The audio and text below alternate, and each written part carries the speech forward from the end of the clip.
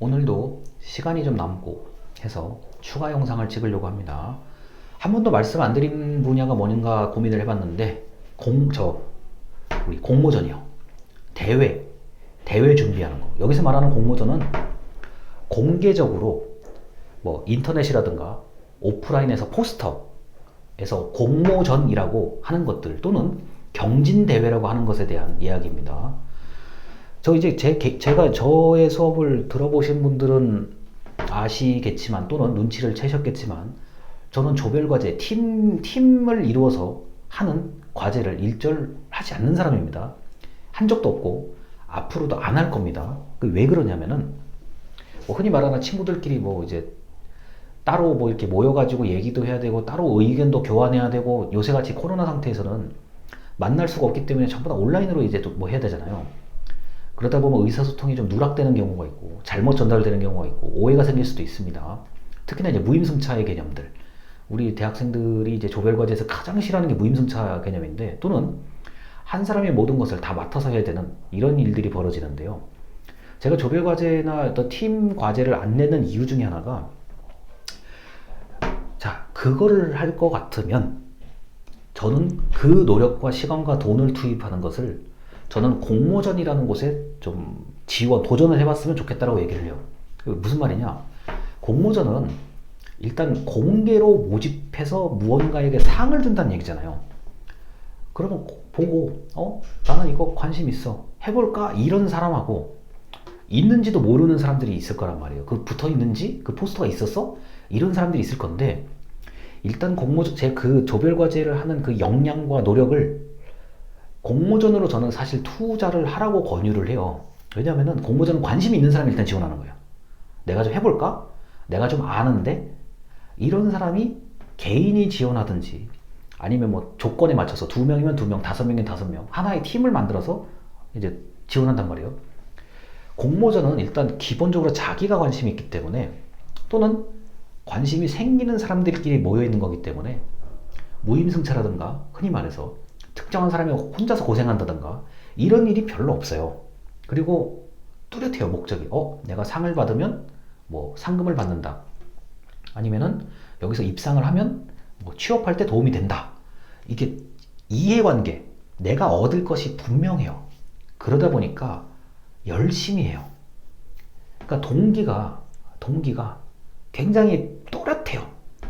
내가 이거 도전해볼까 하면 한 달 정도 준비하면 뭐 될 수 있을 것 같은데?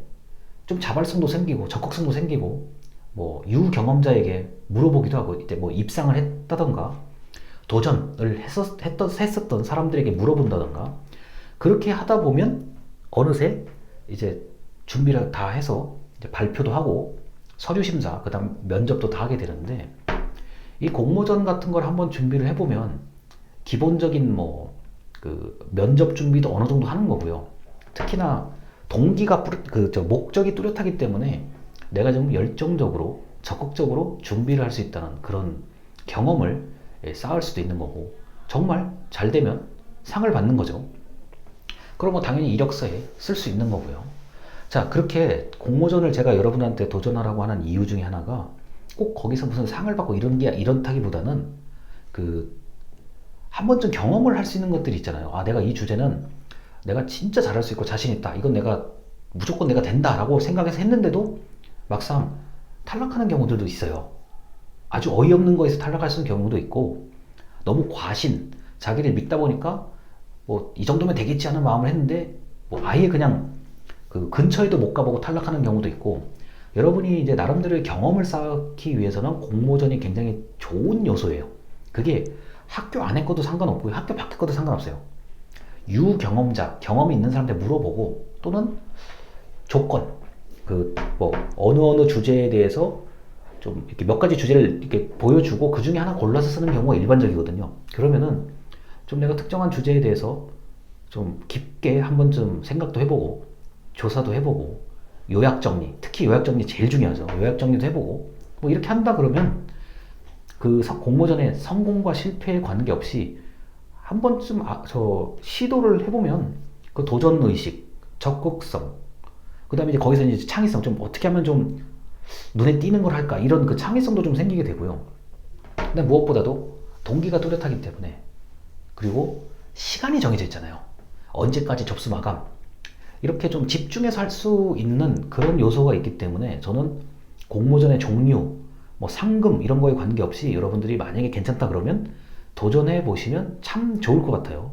특히 도전할 때 만약에 나는 꼭 혼자 해야 되겠다 이게 아니라면 저 마음이 맞는 친구 또는 그 분야에 관심을 가지고 있는 사람과 어울려서 팀을 이뤄서 준비하면 너무나 좋을 것 같습니다.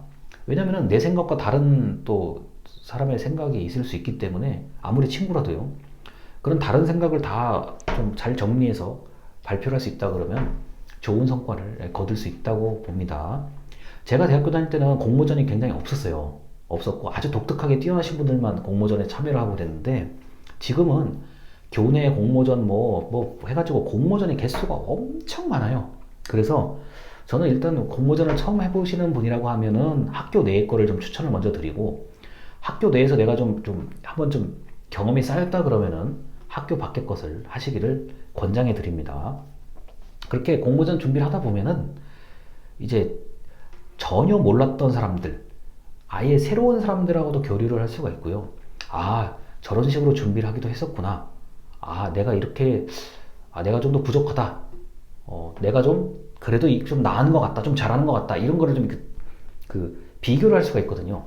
그런 좋은 기회이니까 대학교를 졸업하기 전에 공모전에 도전해 보시는 거 아무거나 좋아요. 아무거나 도전해 보시는 게 저는 나쁘지 않다고 생각하고 때로는 강력하게 권유해 드립니다.